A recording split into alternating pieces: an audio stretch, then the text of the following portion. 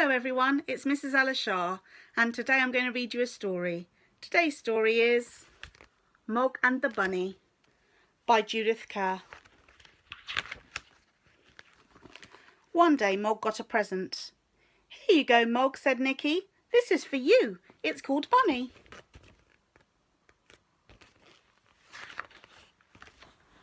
Mog liked Bunny. She carried him about. She played with him and played with him.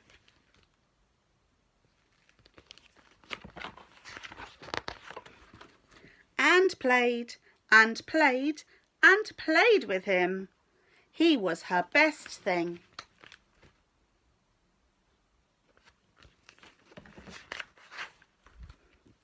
When Mog came to have her supper, Bunny came too. Sometimes Meg thought Bunny would like a drink, but Bunny wasn't very good at drinking. "Oh dear," said Debbie, "look where Bunny's got to."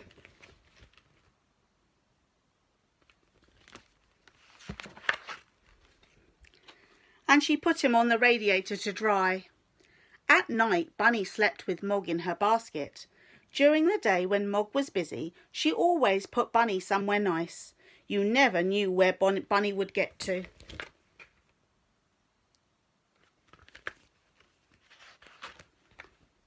Sometimes Bunny liked to be in the quiet and cosy, and sometimes she liked to be where there was a lot going on.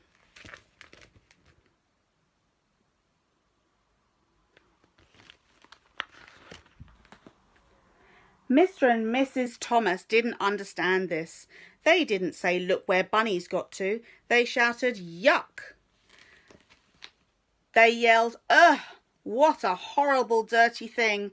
And they threatened to throw Bunny away in the dustbin.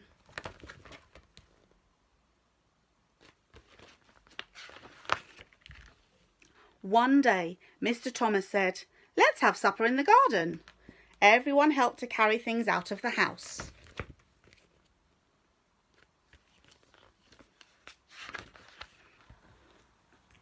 It was a lovely supper, but suddenly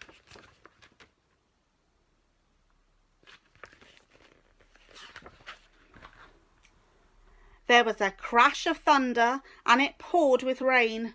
"Quick, inside," shouted Mrs. Thomas. "It's bedtime anyway."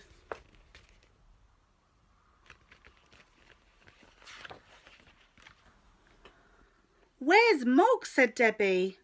"I expect she's keeping dry under a bush," said Mrs. Thomas. "She'll come in later." In the middle of the night, Debbie and Nicky woke up. Mog hadn't come in, and it was just pouring with rain. "Let's go and find her," said Debbie. It was very dark in the garden. They shouted, "Mog! Where are you? Mog!" But nothing happened.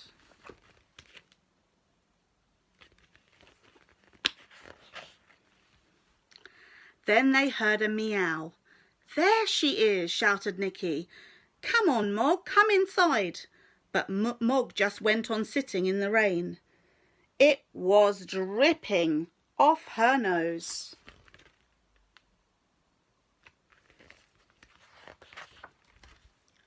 "What's the matter, Mog?" said Debbie. Then she said, "Oh dear, look where Bunny's got to." Nicky picked Bunny up and showed him to Mog. "It's all right, Mog," he said. "We've got Bunny free. We've set her free. You can come inside now." Then they carried Bunny through the dark garden.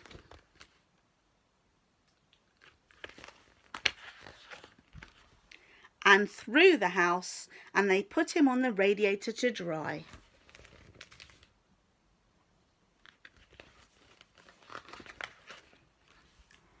Then they all had a big sleep.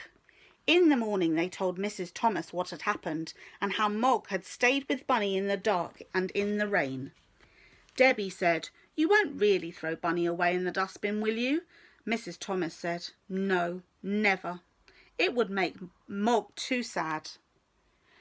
Then she sighed and said, "Perhaps Bunny isn't quite so horrible now she has been washed by the rain."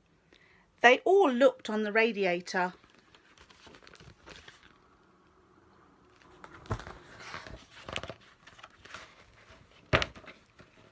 But this is where Bunny has got to.